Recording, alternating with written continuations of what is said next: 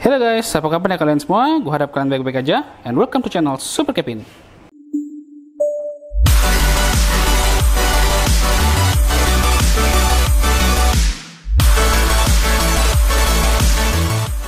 Di video kali ini, gue mau sharing ke kalian guys tentang modifikasi yang gue lakuin di motor gue ini. Suzuki GSX-R 150. Untuk namanya, dia belum punya nama, karena gue masih bingung. Jadi kalau ada kalian yang ada ide-ide mau kasih nama apa, boleh kasih masukan guys di komentar. Enaknya dikasih apa nih motor namanya ya.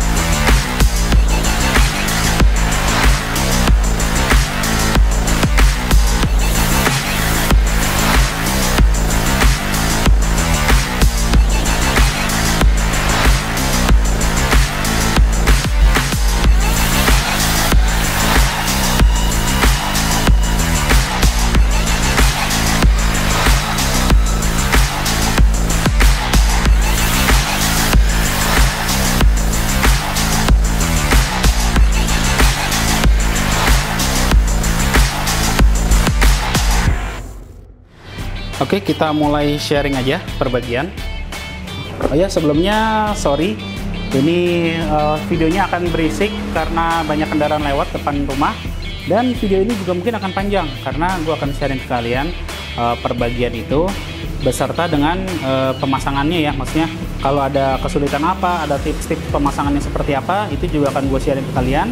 Dan gue juga akan share ke kalian harga-harganya. Oke, ini yang pertama, kita mulai dari bagian depan. Ini untuk ban gue ganti Diablo Rosso Sport. Untuk depan ukuran 110/70, yang belakangnya 140/70.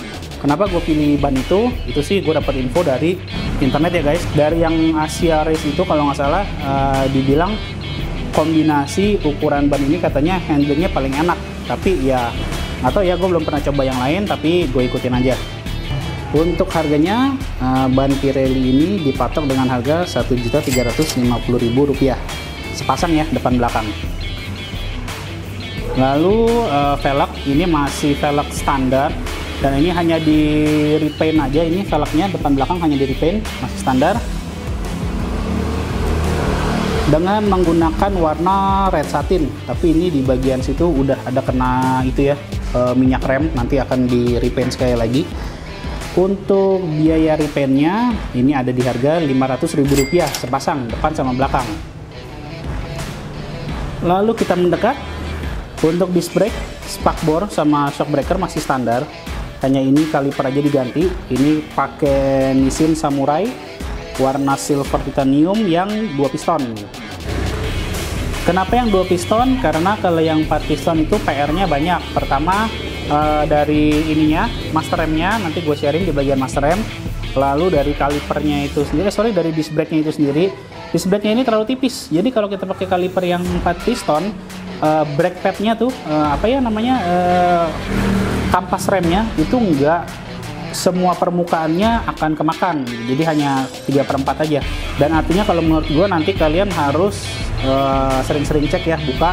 Kalau kampasnya nggak rata, kalian harus amplas lagi supaya kemakannya rata gitu. Dan kalau mau ganti disc brake-nya juga aftermarketnya nggak ada yang gede, mau nggak mau harus ganti cakram. Kalau ganti cakram otomatis harus ganti velg, jadi PR-nya terlalu banyak. Makanya di sini gue pakai aja yang 2 piston, sorry.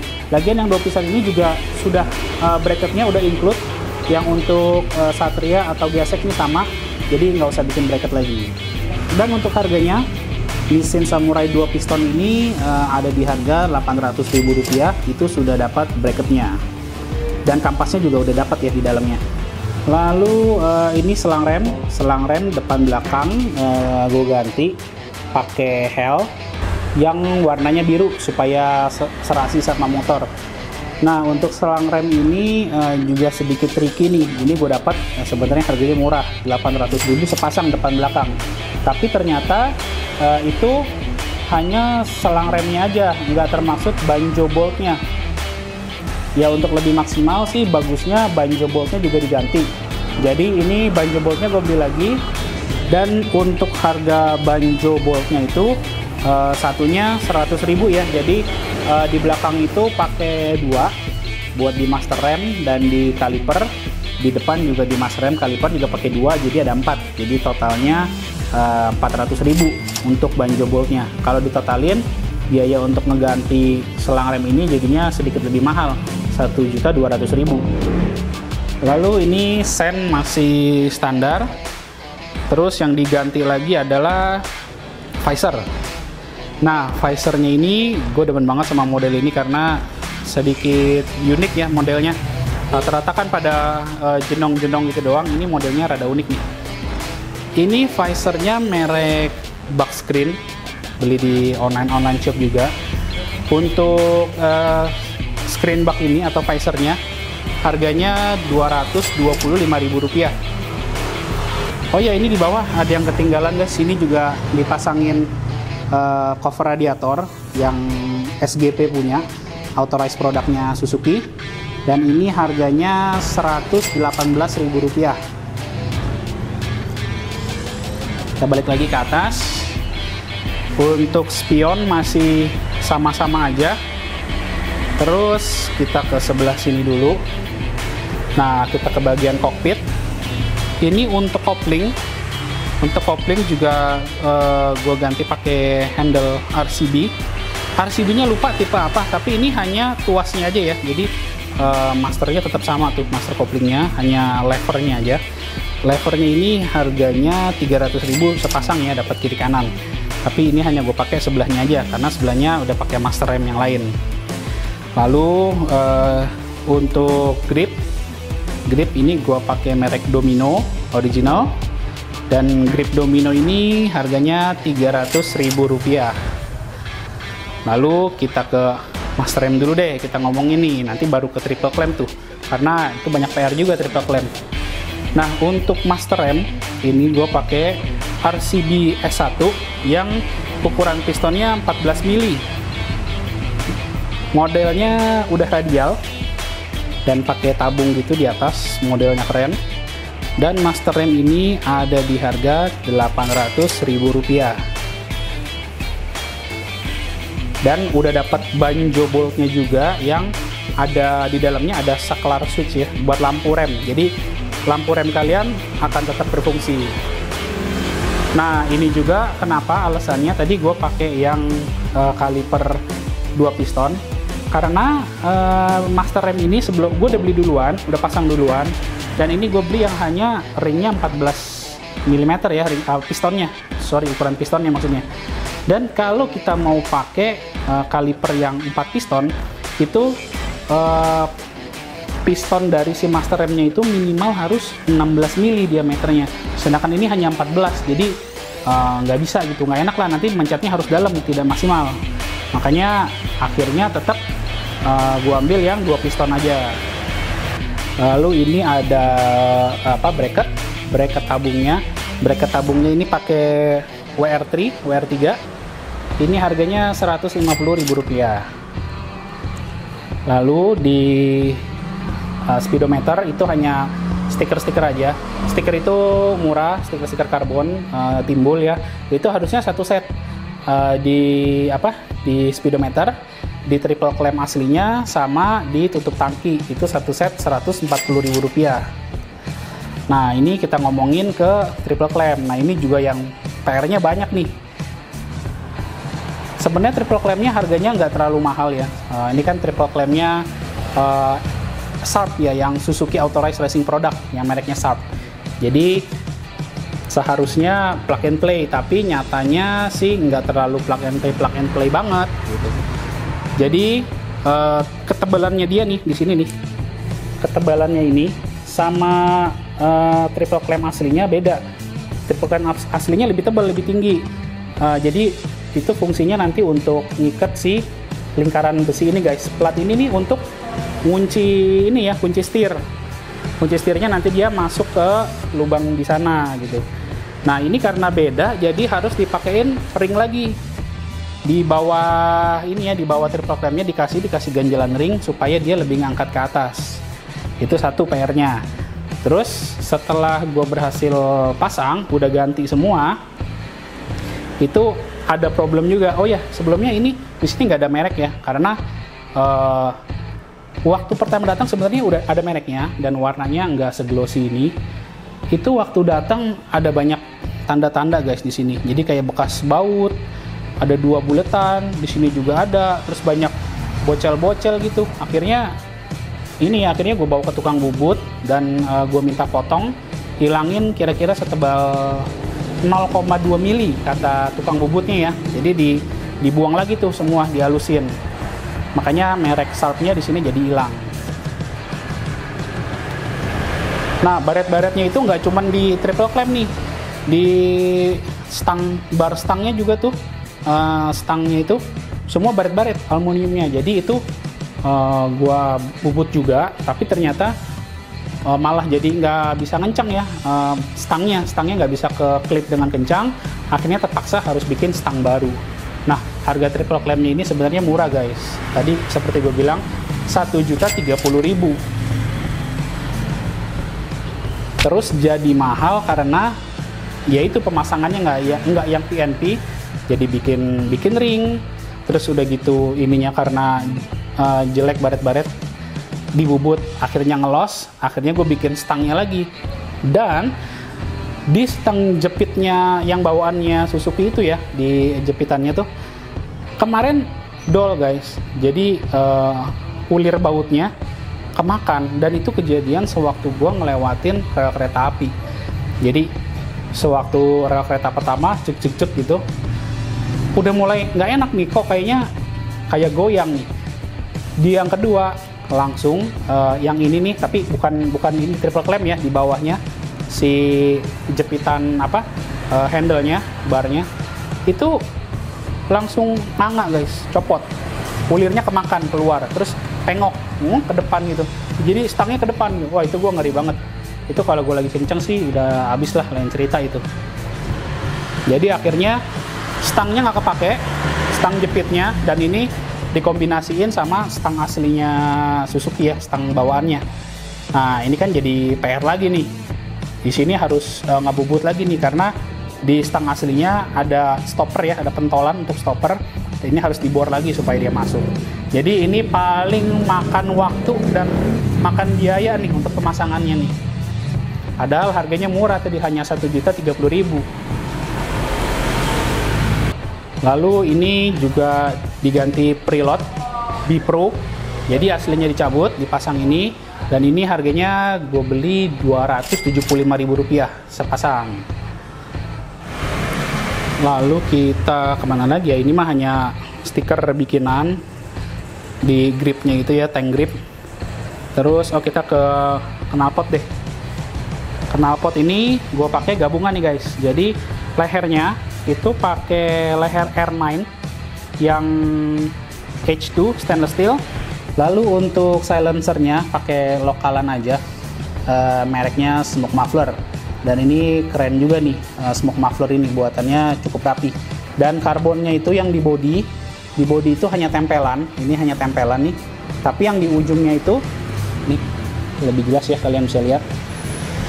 Fokus. Nah, ini hanya stiker, tapi kalau yang di ujungnya ini karbon beneran, karbon asli. Dan buatannya cukup rapi.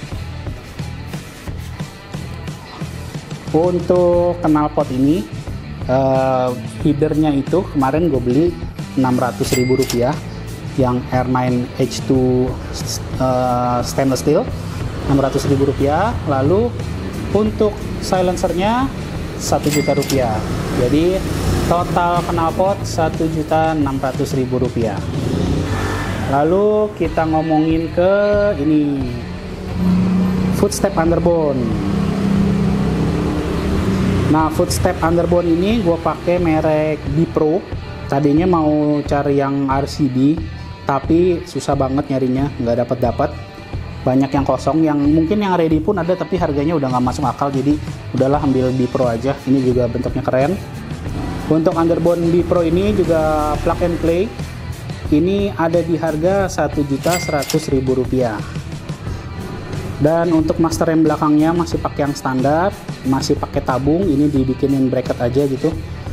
Dan ini lalu ke di dalam sini nih sebenarnya filter udara juga udah gue ganti pakai model yang kayak KNN ya, yang bisa dicuci itu, model racing.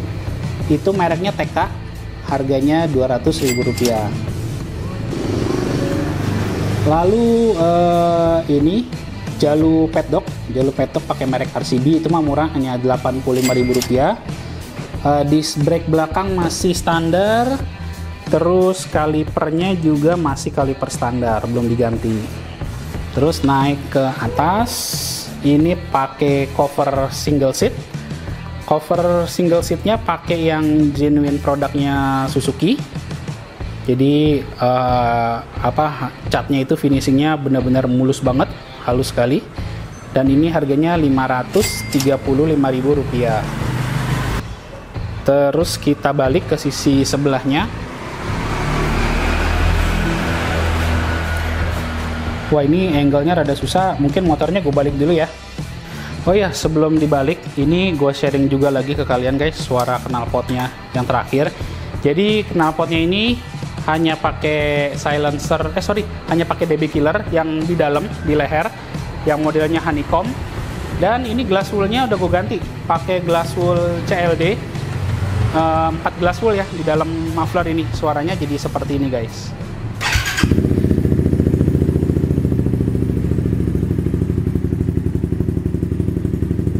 Setelah penggantian glass wool, suaranya jadi jauh lebih empuk. Jadi enak banget suaranya. Ini kita ref sedikit.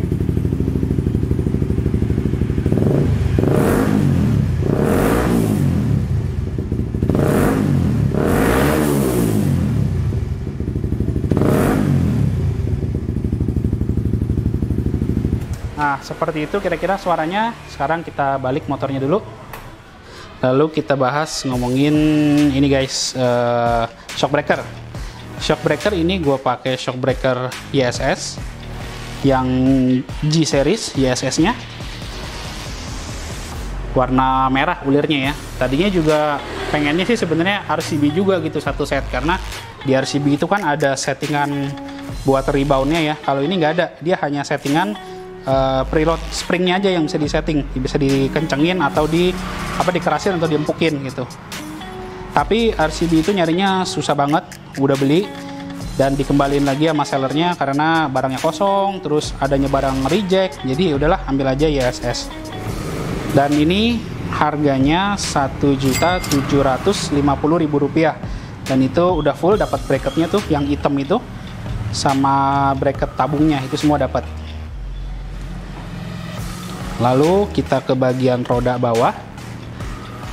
Nah, untuk bagian belakang ini yang gue ganti adalah rantainya, dan juga dengan gear set depan sama belakang sama depan maksudnya.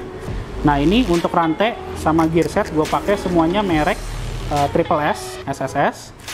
Itu rantainya juga SSS. Rantainya ini rantai 428H yang heavy duty. Kalau nggak salah ini juga sudah O-ring deh kalau nggak salah ya. Kalau salah coba tolong revisi di bawah ya guys, bantu revisi. Untuk rantainya sendiri harganya di 250.000 rupiah, warnanya gold. Dan untuk gear setnya depan belakang itu 240.000 deh harganya, seingat gue ya, benar 240.000 harganya depan belakang. Dan ini gear belakangnya pakai gear 46, dinaikin 1, dan depannya pakai di sini nih di dalam gear 15. Oke, sepertinya udah semua guys, gue sharing part-partnya yang udah gue ganti, modifikasinya ya. Jadi part-partnya itu part-part yang rata-rata pada plug and play semua. Jadi pemasangannya mudah. Dan ini juga merek-mereknya juga merek-merek yang standar ya, yang kelas-kelas tengah, bukan yang kelas-kelas head-on. Jadi harga-harganya pun masih terjangkau. Untuk total harganya gue belum ngitungin berapa, tapi nanti mungkin kalian bisa ngitung sendiri, atau nanti gue kasih satu screenshot, gue list lagi barang-barangnya harganya berapa. Jadi kalau kalian ada mau ganti beberapa barang yang seperti di motor gue ini, kalian bisa langsung baca ya di situ harganya kira-kira berapa.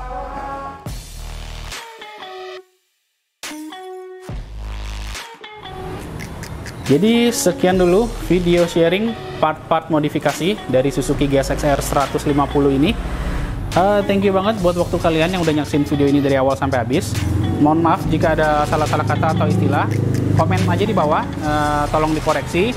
Jadi yang lain biar pada tahu juga ya. Jadi tujuan video ini kan sharing-sharing part-part ini ya, kita tukar pikiran gitu.